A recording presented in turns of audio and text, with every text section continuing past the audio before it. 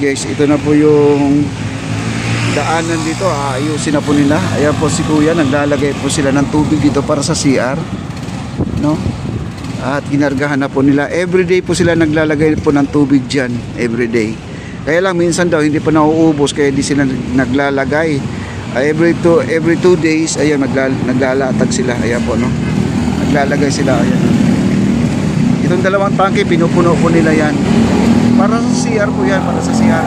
Kaya yung tubig na to guys, yung dala-dala ni kuya, pwede yan mainom. Kaya yung mga tao, pwede rin niya inumin yan, no? Basta di ka lang maselan, pwede inumin yan. At ito na po guys, oh, ayan, oh. May maraming buhangin dyan, ayan, oh. Umpisahan na po nila simintuhin tong gilid, mga kaibigan. Diba hinukay nila nung isang araw, tinabunan, tapos sa dulo meron pong makapal na bakal doon at nilagyan ng pinto.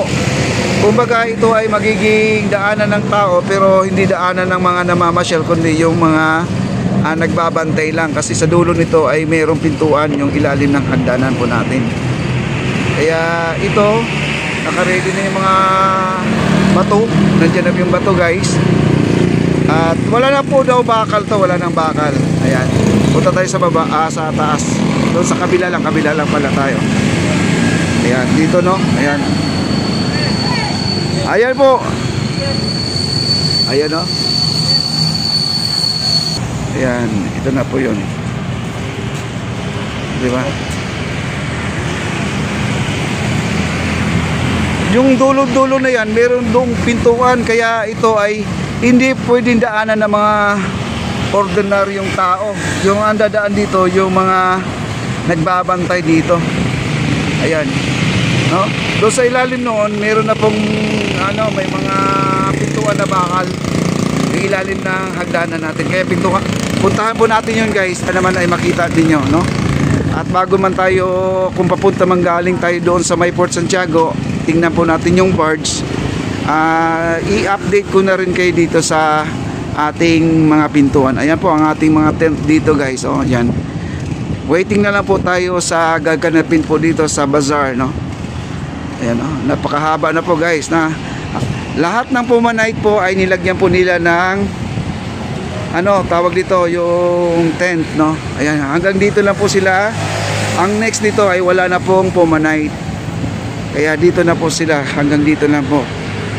At punta po tayo doon sa ilalim ng hagdanan. Ipapakita ko po sa inyo na anong klaseng pintuan na ginamit po nila.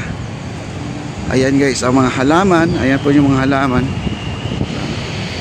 Bagong dilig yata ito mga kaibigan, yung halaman dito. Okay, diretso po tayo. Ito yung hagdanan dito.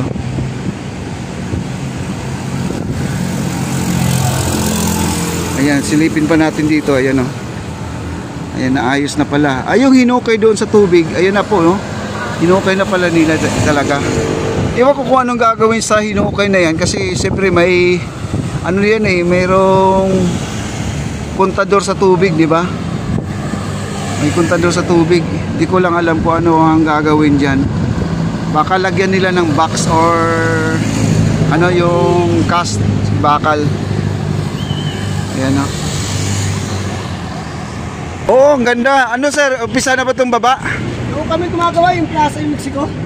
O kailan mag-umpisa yung Plaza Mexico natin? Ayun, umpisa na namin. Ngayon na? Plaza Mexico na yan. Yung baba?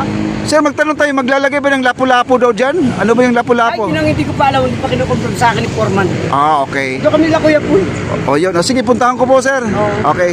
At sila po yung gumagawa, si Kagawad po yan guys. Ayan, kilala po natin yung mga yan. Sila yung gumawa dito guys, ito. Silang gumawa nito, no? At ayan sir, salamat sa mga fans ko. Thank you sir. Ayan, si Kagawad po yan guys. Dito po sila dati na gumagawa itong hagdanan na to. At nababa po tayo para tingnan pa natin yung ibaba.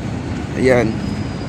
Kasi dito, isa pa sa ginawa nito, itong pinakamaganda guys, para safe po. At i-update po natin yung ilaw ng isang araw. Sabi na laglag, no? Ayun, wala na pong nalaglag dyan. Naikabit na. Ito yung nalaglag guys, ito yung nalaglag.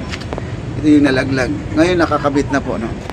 Ayan, ang sabi pa nila, i-report ko raw. Sabi ko, di na kailangan i-report dahil meron po talagang nag-aasikaso dyan, no?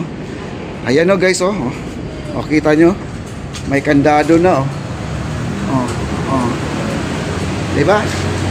Pati dito, lalagyan pa, oh. Kasi ito ay magiging bodega, guys. Hindi po talaga magiging tambayan to. Kasi ang sabi kasi nila, sayang naman daw to na gawing, daanan. O, kasi baka ito ay gawing bahay, no? Bahay ng gawing alam mo na, no? Madali lang matirhan to at saka may pintuan na rin yan, guys, oh. Hindi po basta-basta sila diyan, gawing tirahan yan dahil may nakatira po diyan. Yan po ay lagyan po ng mga stock din nila. Ayun na, guys, ang ating hagdanan na, ang ganda na po. Wala na po yung harang diyan. Ganda na, ayan. 'Di ba? At puntahan po natin yung Plaza Mexico. Puntahan po natin. Kaya ipapasyal ko kayo dito. Mga viewers natin. Ayan po, no? Ay, si Engineer Ray, oh. Ayun, oh. Di natin naabutan, guys. Yung nakapula si Engineer Ray at saka si Sir Jojo. Mga engineer po yon. Okay. At puntahan po natin. Itong nagustuhan kong pwesto, guys. Ito yung gusto ko. Kailang ginawan ng bodega, guys. Ito. Diba? Kaya wala na pong bakante dito, halos puno na po. Puntahan po natin yung Plaza Mexico. Tara na. Guys, oh, ayun, oh. Kita nyo, guys, oh. Yan, oh, ang dami nila, oh. Ayan, ingat po kayo mga sir, no? Kasi marami ditong mga hablot, no? Ayan, oh, ang dami nila, guys, oh.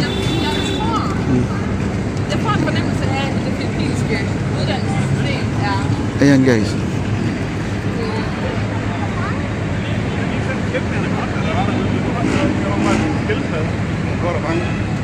Diba?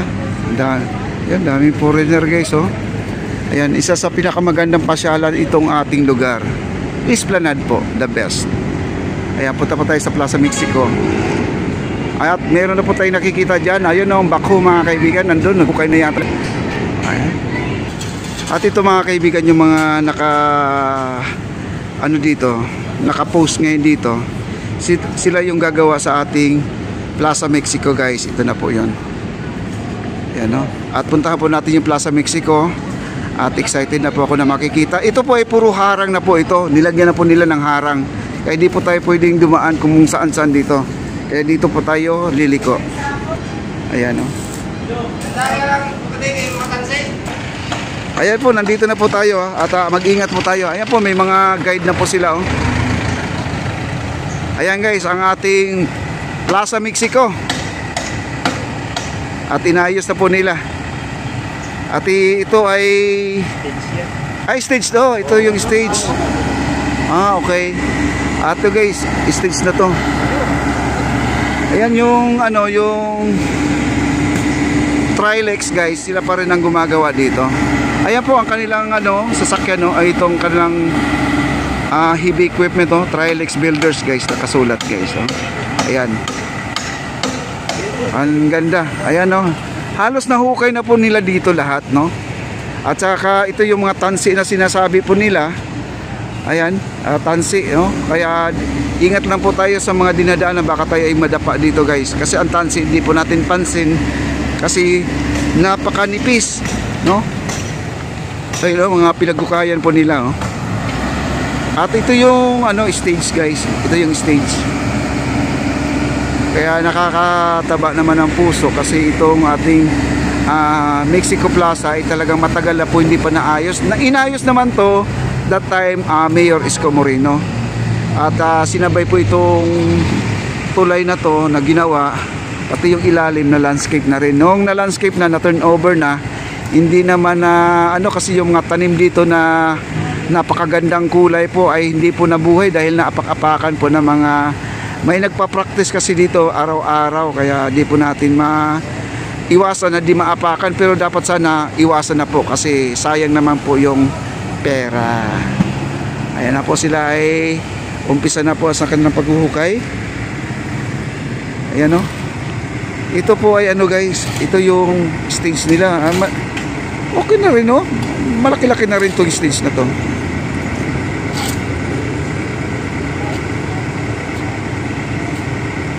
Ayan.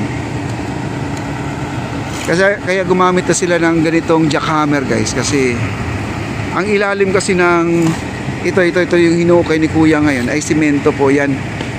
Kaya kailangan siguro ay laliman pa nila, kasi baka sila ay maglalagay ng buhos dyan. Kailangan po talaga ay matibay, no? Ayan. Okay, ayan na po, no? At inumpisa na po nila. At may mga hollow blocks na rin dito. Baka itong mga hollow blocks dito yung papaikot dito sa gitna. At pinakita na rin ni Engineer Ray ang kanilang plano, no, sa atin kahapon. Kaya po, abangan lang po natin ang kaganapan dito. Everyday po tayo nandito para makikita po natin ang mga pagbabago dito sa ating Plaza Mexico. Thank you so much po. Ayan po si Foreman yan, si Kagawad po yan. Ayan, sila yung gumagawa doon sa hagdanan at sila din ang nagtutuloy rin dito. Okay? Wow, the best talaga guys.